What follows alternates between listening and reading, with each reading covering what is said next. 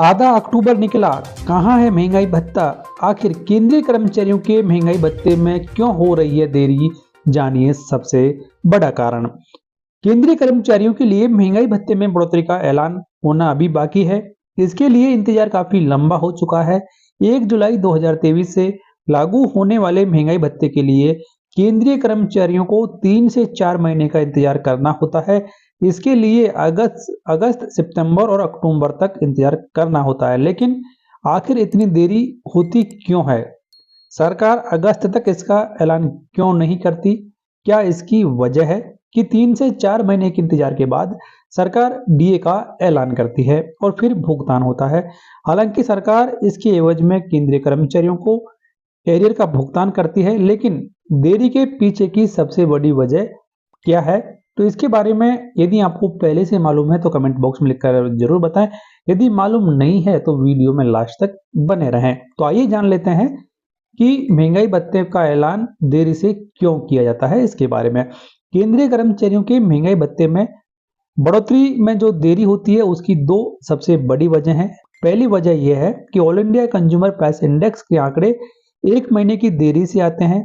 जनवरी से जून तक के आंकड़ों के आधार पर जुलाई से महंगाई भत्ता लागू किया जाता है, लेकिन इसके लिए जून के आंकड़े फाइनल होते हैं। जून का all India consumer price index जुलाई के अंत तक आता है, इसलिए अगस्त तक तो वैसे ही बढ़ोतरी को मंजूरी नहीं दी जा सकती। हालांकि 1 सितंबर से इसकी घोषणा सरकार के द्वारा की जा सकती है, लेकिन इसे सरकार नहीं करती है। उसके बाद में दूसरी बड़ी वजह यहाँ पर यह है कि सरकार के देर से महंगाई भत्ते में बढ़ोतरी को मंजूरी देने का बड़ा कारण सरकारी खजाने पर वित्तीय बोझ भी है, क्योंकि 7वें वेतन आयोग के तहत महंगाई भत्ता देने से सरकार पर लगभग 12,000 से 18,000 करोड़ रुपए का वित्तीय बोझ बढ़ जाता है। इसके मेंटेन करने के लिए सरकार डीए और डीआर की दरों में बढ़ोतरी करने में 3 से 4 महीने का इंतजार करती है।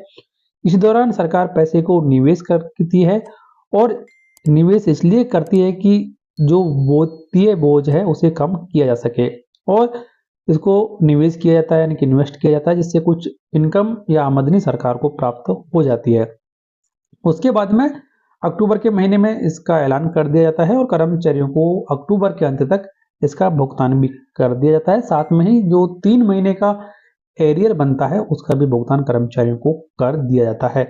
तो ये तो दो सबसे बड़ी वजह यहाँ पर रही कि क्यों महंगाई भत्ते को देरी से घोषित किया जाता है।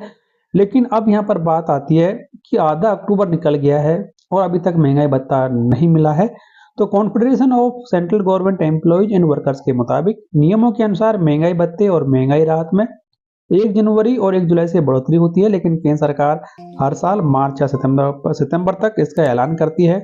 इस बार और देरी की जा रही है, तो इसका जो अभी तक आधिकारिक बयान सरकार के द्वारा नहीं दिया गया है। 11 अक्टूबर की अंतिम कैबिनेट मीटिंग भी हो चुकी है, लेकिन अभी तक इसके संबंध में कोई आधिकारिक जानकारी सरकार के द्वारा नहीं दी गई है। तो इसी को लेकर confederation of central government employees and workers के द्वारा सरकार से अनुरोध किया गया है कि त्योहार का सीजन शुरू हो चुका है, कर्मचारियों और पेंशनर्स का महंगाई भत्ता जल्द से जल्द उन्हें दिया जाए।